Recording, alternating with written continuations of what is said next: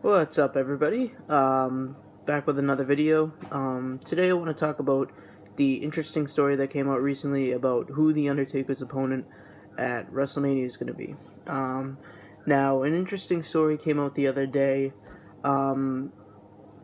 saying that the Undertaker's opponent has been chosen. I guess it was chosen, but it's not going to be anybody on the current roster, which is interesting because over the past few months, there have been a lot of names thrown out there who will face The Undertaker at WrestleMania 32.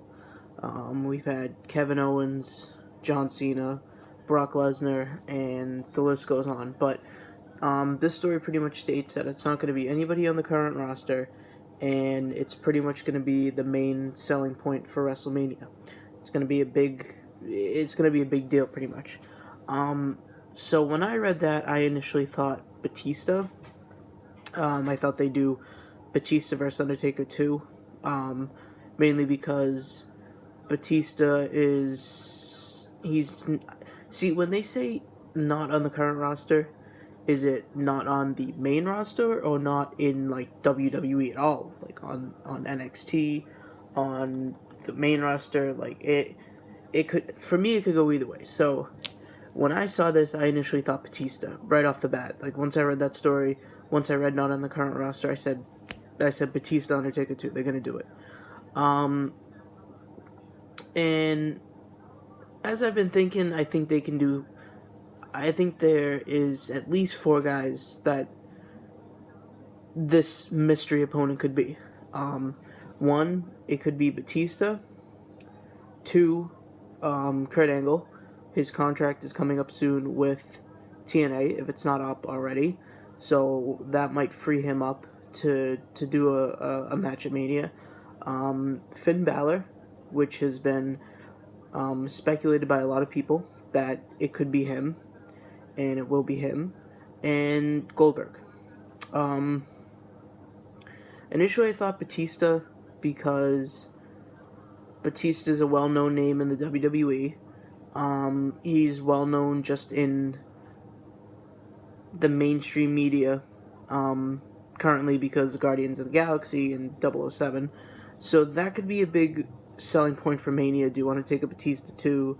Batista's coming back for maybe his last match in WWE and having it, in Undertaker's hometown. It'd be a very big selling point for WrestleMania, in my opinion. Kurt Angle. Kurt Angle has been out of WWE for a while now. Sort of left on, I don't know if you would say bad terms, but there was, he left because of a dispute.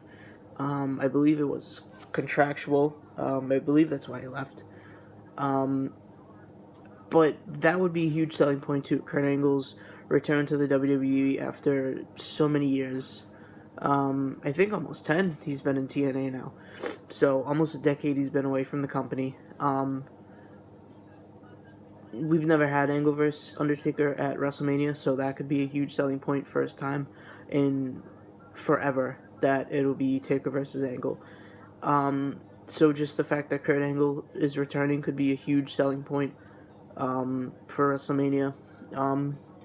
And Finn Balor versus Undertaker is very, very intriguing because to me, I know that it would, WrestleMania is made up of the hardcore of hardcore fans of WWE. So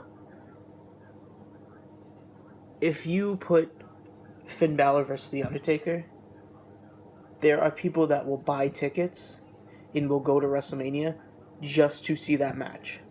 So from a fan standpoint, I believe that if they did that match, it'll be a huge selling point.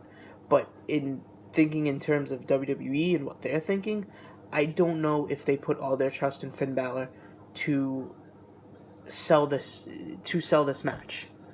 I don't think they have enough trust in him to do that because he'd be fairly new to the main roster. He wouldn't be as well known to the casual fans. Because in NXT, not a lot of casual... The people that are tuning into Raw and SmackDown are not tuning into NXT because they're not so into the product that they're buying the network and watching NXT and watching all the network specials. So to me, I think that WWE would not have enough trust in Finn Balor to say, hey, we're putting you in this match with The Undertaker. It's going to be your biggest match in your career up until this point. We need you to sell this match. I don't think that they would do it. I just don't. So to me, like, Finn Balor's out of the question. I would love to see it, but I don't think they're going to do it. And the last one is Goldberg. Goldberg, who has been teased to be returning for many, many years. He said if the money and the time is right, he will return. Goldberg has made it no secret that he's had his problems with the WWE in the past, namely like Triple H. He left on bad terms. He didn't enjoy his time in the WWE, and like I said, he made it no secret. But again, that'll probably be a bigger selling point for Mania than the previous three. Goldberg's return in over 10 years, one of the biggest names in wrestling, coming to face The Undertaker, a match nobody's ever seen. This has never happened. I don't think Goldberg will be the mystery opponent either. I don't think it'll be Kurt Angle. Like I said, I think it'll be Batista. There was a story that came out not too long ago that said WWE was trying to get Batista for WrestleMania, but it wasn't for, I think it was for like a special guest role, special guest referee, and Batista turned it down. Obviously, he's got better things to do, but I think that if WWE went to Batista and said, hey, we're going to put you up against Taker, we're going to pay you a ton of money, your match is going to be the selling point of WrestleMania, it's going to be probably the biggest match on the card.